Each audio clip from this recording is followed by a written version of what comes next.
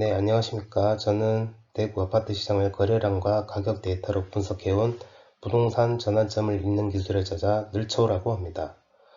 저는 지난 수년간 대구 아파트 시장의 거래량, 가격 심리 흐름을 데이터로 정리하며 시장의 전환점이 어디에서 나타나는지를 분석해왔습니다.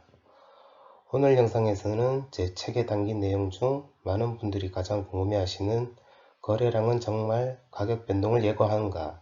에 대해 이야기해 보도록 하겠습니다.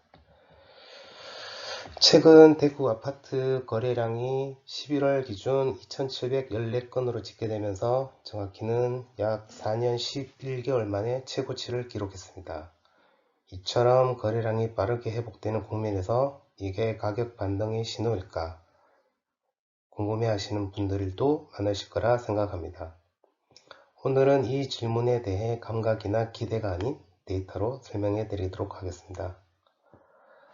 거래량은 단순한 시장 활동 지표가 아닙니다. 거래량은 현재 상황이 아니라 앞으로 벌어질 가격 변화를 먼저 보여주는 대표적인 선행 지표입니다. 상승장에서는 거래가 붙으면 가격이 곧장 따라오지만 하락장은 거래가 먼저 죽고 가격은 훨씬 늦게 무너집니다. 그래서 거래량은 결과가 아니라 신호로 해석해야 합니다.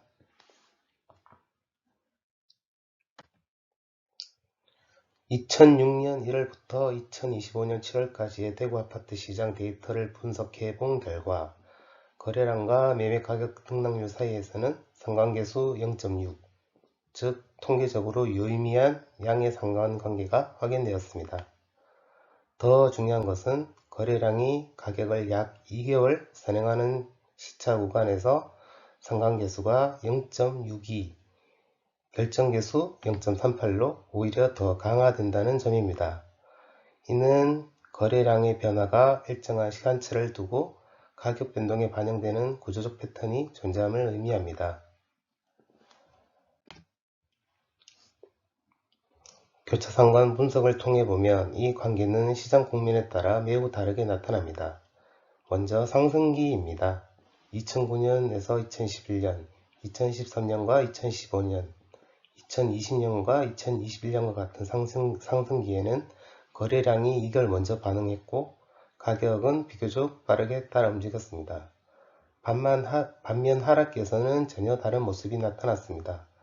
2016년과 18년, 2022년과 24년 사이 하락기에서는 거래량이 먼저 위축된 이후 4개월에서 길게는 12개월 이상 지난 뒤에 가격 조정이 본격화되었습니다.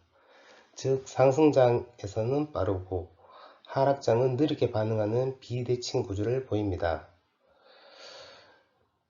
다만 이 관계가 모든 시기에 동일하게 유지되지는 않습니다. 정부 정책이나 거시경제 변수 같은 외생적 충격이 개입하면 거래량과 가격의 동조성이 일시적으로 약화되는 현상이 나타납니다. 예를 들어 2022년 말부터 2023년 중반까지는 각종 부양책에도 불구하고 거래량만 일시적으로 증가했고 가격 반등은 지연되거나 제한적이었습니다. 반대로 2016년 말부터 2021년 말까지의 상승장에서는 강한 규제 정책 속에서도 수급의 힘으로 가격이 유지되었습니다. 이는 정책이 시장의 방향을 바꾸기보다는 거래의 타이밍을 어긋나게 만드는 요인으로 작용했음을 보여줍니다. 종합하면 거래량은 가격 변동의 방향을 조기에 포착할 수 있는 매우 중요한 선행지표입니다. 다만 거래량의 단기적 증감에만 과도하게 반응하기보다는 이것이 시장 구조의 전환 구조인지 아니면 일시적 충격에 따른 일탈인지 구분해서 해석할 필요가 있겠습니다. 특히 상승장 전환을 판단할 때는 거래량 증가 그 자체보다 거래량 반등 이후 실제 가격이 어느 시차를 두고 반응한지를 함께 보는 것이 중요합니다. 오늘은 거래량은 가격 변동을 예고한다는 주제로 이야기를 나누어 봤습니다. 거래량은 단순한 숫자가 아니라 시장 참여자의 심리와 수급, 그리고 거시경제 환경이 함께 반영된 결과입니다. 다음 영상에서는 거래량 반등 이후 실제 가격 전환 시점을 어떻게 판단할 수 있는지 구체적인 사례를 통해 설명드리겠습니다. 시청해 주셔서 감사합니다. 늘초였습니다.